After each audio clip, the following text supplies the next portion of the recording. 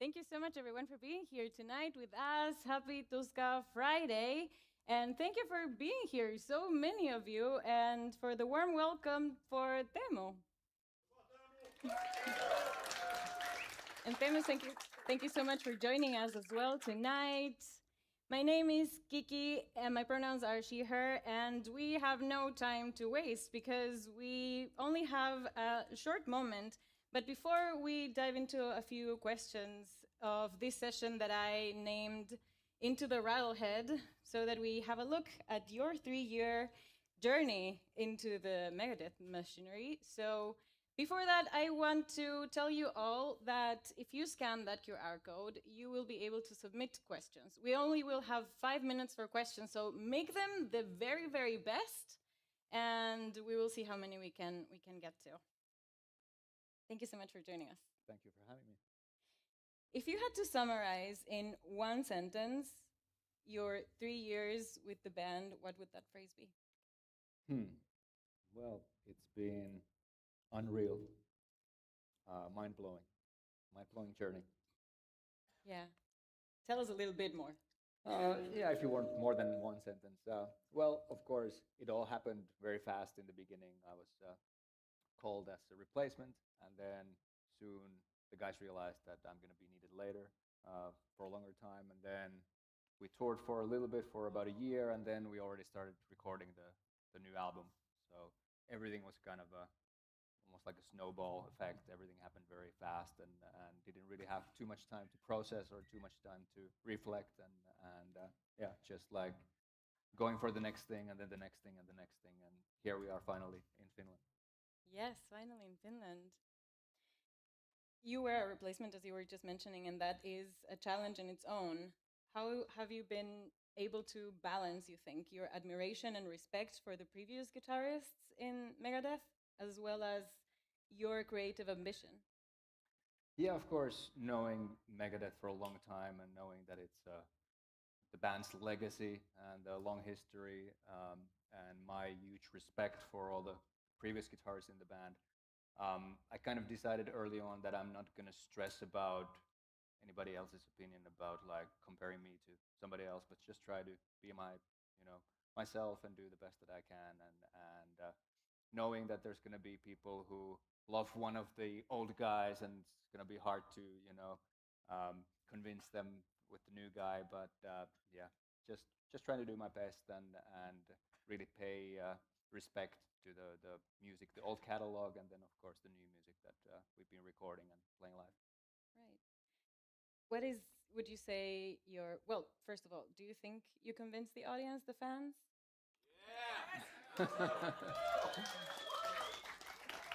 Thank you, guys. Yeah, I have to say the Megadeth fans have been super welcoming and very warm from the very beginning. So I'm super humbled to be in this position. Very happy to play for the fans. Yeah. What are your favorites? Do you have a favorite composer from the back catalog or a favorite album? I mean, there's of course all the classic albums, like the '90s era is like my favorite.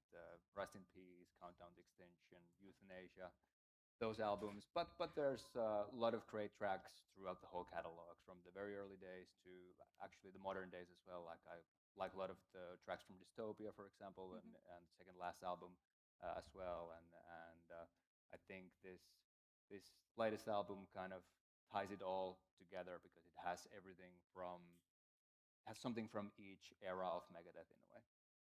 What does it have from you, though?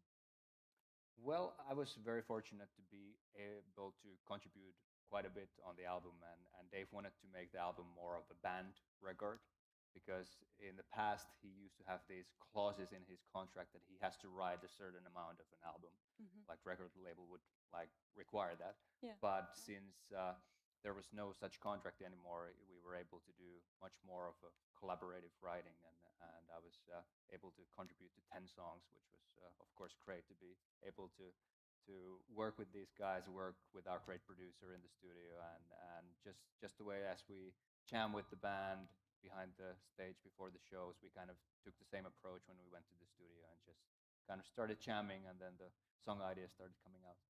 Yeah. How was your communication with the band? Do you think, well, of course it is. There is a language barrier in a sense, even though, of course, Finns speak really good English, but there is always this difference. You know what I mean? Do you have experienced that in working with the band? Um, yeah, I guess a bit. I mean, we have also people in our crew who are not from the States. We have English people, we have Brazilian people from all over the world, and Kiko, my predecessor, he was from Brazil as well. So the band kind of knew how to work with somebody outside the US as well. And yeah, just like with the fans, the band was very welcoming from the beginning. And I mean, our drummer Dirk, he's from Belgium also originally. So it feels like a very international group of people, and I feel like I've been able to fit in very well. That's great. I feel like that's also very important to have to work with a diverse group of people always. How many women are in that crew?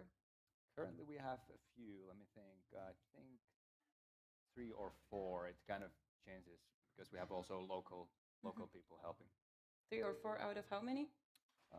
Well, it's male dominated, of course, but I think we have about 30 in the crew total at the moment. Yeah. All right. Those are statistics. What has helped you grow the most throughout these years as an artist? Hmm. Well, communication is of course very important, like you said, um, and kind of being close with the people that you work with. Um, as much as we tour together, and as much as we spend time together, then you start to get really close, and we have very deep conversations between the band members, and I think that helps to then um, get past any difficulties on the road, and that makes it so much more enjoyable and so much more meaningful to play together and make music together. Yeah. I think that's really important. And I've also talked to many other bands about how important that is to be able to be vulnerable with your bandmates as well. Even, well, among guys as well. It's we live in the patriarchy. It is very we have these gender roles and standards, and so it can be really difficult. It can put a lot of pressure. Do you think or do you have that type of conversations as well? Sure, yeah, yeah. And yeah, the guys, Dave and James, they've been doing it so much longer, over 40 years now. So they've seen it all, and I'm really glad to be able to work with these guys who also kind of take that sort of approach that you know um, treat everybody well, treat everybody well in the crew as well, wherever we go. Leave a good impression, and yeah, I think that's super important. What else have you learned from them? And that you could also give to potentially the musicians in the audience? Yeah, I mean, so many things. Um, of course, work hard and you know um, go towards your dreams, um, but also be good at working together with other people. Not try to do everything by yourself, but find the good team around you, and distribute the weight of things between different professionals, and that makes things easier. Yeah. Now this has been announced as the last chapter of the band. How do you feel about that, and what do you think was the most impact you have done in their career? Of course, it's a bittersweet feeling in a way that the farewell tour and the farewell album was announced. Um, at the same time, we're not going to be stopping like right now. It's going to be at least, well, Dave says now maybe 3 to 5 years. We'll see how long his health, and he has some problems with his hands that make playing more difficult. So that's basically the only thing stopping us. And yeah, I really hope that we still get a few good more years and get to go everywhere in the world and play for all the fans and have a memorable farewell shows. Yes. Is there still a spot in the globe where you haven't been and you would like to go? Yeah. There's many places, and we're still trying to book more shows in those places where the band has never been. Actually, the next show, the the night after this show, we're going to be flying to Kazakhstan, where the band has never played. I don't think many rock bands or metal bands have actually played there, so that's going to be really interesting. Yeah. To play there. I think we have a couple other really interesting places coming up that have not been announced yet, but also places where the band has not been before. And of course, there's a lot of places where we've been before, but maybe not in a specific city. And we want to try to also hit the smaller cities and cater to all the audiences and as many people as possible. Of course. That's so cool. Before we dive into the questions of the audience that I'm sure you have been very nicely submitting, I had one last. What do you think is your biggest strength as a human musician now that we see so much AI slop out there? Yeah, I mean, I still don't quite see the need to compare the human artist and the AI artist because there's still, I think, quite big gap between what people can do and what AI can do. Let's say, for example, playing on stage, but I think like growing personally with this trip that I've been now 3 years with the band. I think one of my like personal strengths that I think has helped a lot is like perseverance, like whatever problem you have or whatever bump on the road, then having the mind that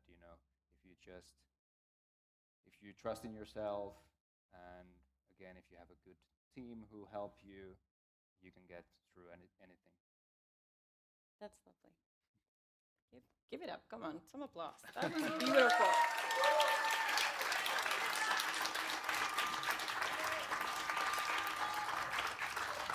Ooh, we have 20 questions, and we will start with, what is the most Finnish thing you could accidentally sneak into a Megadeth guitar solo? That's Most very Finnish specific. thing. I don't know. I can't sneak a sauna or salmiakki in a solo, but I guess the Finnish melancholy kind of is ingrained. So that kind of comes naturally, and I think that can be heard some of the Finnish heritage in my playing. Hopefully. The fans will tell for sure. Since this is a farewell tour, what comes next? And will there be another Winter Sun tour? Well, we like to say that this is now like still the new albums tour. We're promoting the new album, and the actual farewell then maybe that's more next year when we're starting to really call it a farewell. But yeah, like I said before, hopefully a few more years that we get with Megadeth on the road. And in terms of Winter Sun, I think nobody knows at the moment because I think at some point there's going to be a new album, and then we'll see who's available to play live because the other two guys are also in Nightwish, and maybe they get active at some point, and so we'll see what's going on with Megadeth, what's going on with Nightwish, and then yeah, maybe there will be some more Winter Sun shows at some point as well. Yes, we will also hope for that. And for the very last question, that I'll have to pick a really, really good one.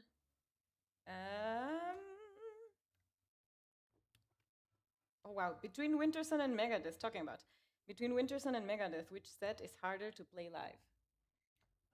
It's such a different approach because Winter Sun is, on the other hand, more technical in terms of like speed and kind of like more notes.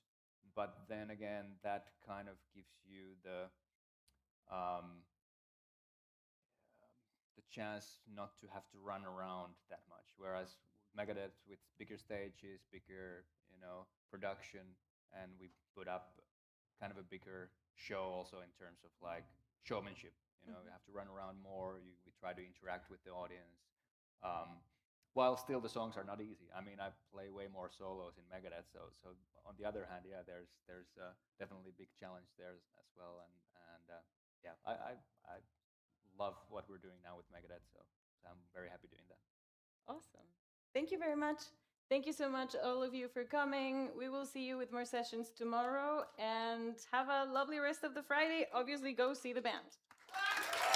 Thank you, guys. Thank you so much.